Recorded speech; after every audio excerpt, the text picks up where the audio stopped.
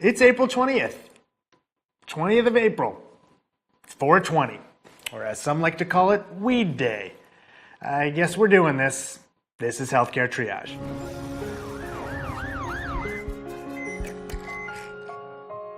To be honest, this is an episode I thought about bailing on many times. There's just no way to talk about marijuana without somebody completely misinterpreting what I say.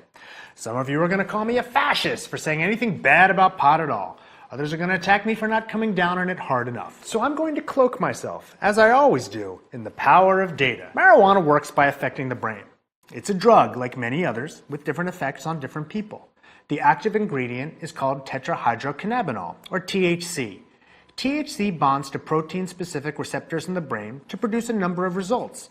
It can have a mild sedative effect, and it can also lower your inhibitions. Marijuana can increase your pulse, lower your blood pressure, and increase your appetite. It can also interfere with short-term memory, lower your reaction time, and make you unsteady on your feet. But so can lots of other things that we like to eat, drink, or smoke. The real question is whether it's dangerous enough to be made illegal. And that's where the screaming usually starts.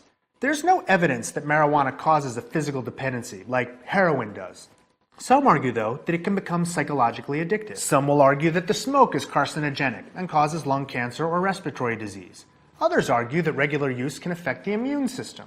Still more argue that it increases the chance of developing a psychotic illness. But as I point out again and again in many of these videos, lots of things in life have both a benefit and a harm.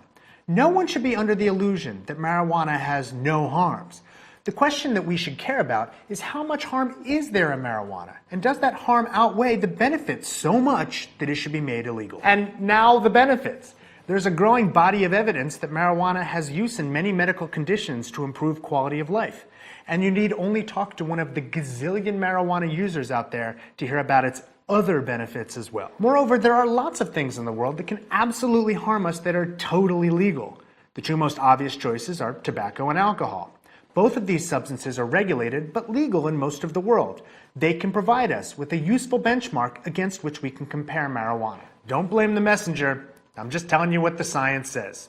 To the research. 2 years ago, a study was published in the Journal of the American Medical Association, investigating the effects of marijuana and tobacco on pulmonary function.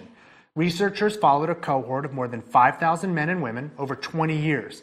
They wanted to see how smoking tobacco and marijuana affected lung health. What did they find?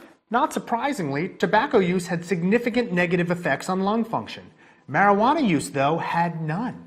No lung effects at all. They couldn't even show that very high use of marijuana was bad for lung function, although the study wasn't powered for that specific analysis. Their conclusions, and I quote from the Journal of the American Medical Association, "Marijuana may have beneficial effects on pain control, appetite, mood, and management of other chronic symptoms.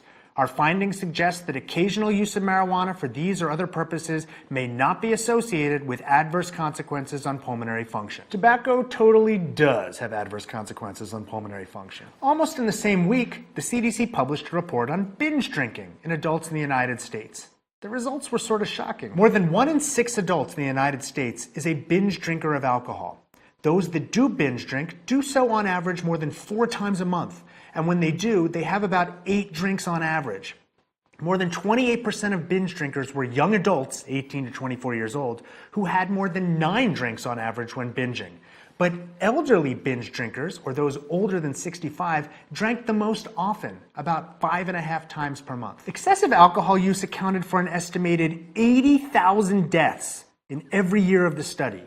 The estimated economic cost of this damage was more than $223 billion in 2006 alone. Another study was published in 1990 that described a cohort of more than 45,000 Swedes that were followed for 15 years. There was no increase in mortality in those who used marijuana after controlling for other factors. Another study was published in 1997 in the American Journal of Public Health that followed more than 65,000 people in the United States aged 15 to 49 years old. They found that marijuana use had no effect at all on mortality in women and no effect on non-AIDS mortality in men either. So let's review. Tobacco adversely impacts lung function and perfectly legal. Binge drinking of alcohol, common, dangerous, costly to society. Also totally legal. Marijuana, no impact on lung function, no impact on mortality, almost always illegal. I'm not arguing that marijuana should be sold in the aisles of drugstores or supermarkets. But here, and in many other parts of the world, you need a good reason to make something illegal.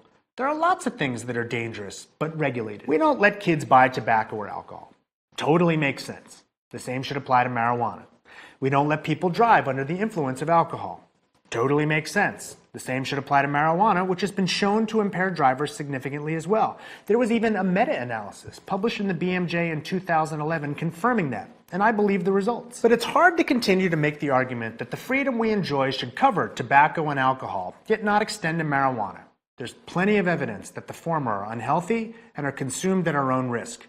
The evidence against marijuana is thin.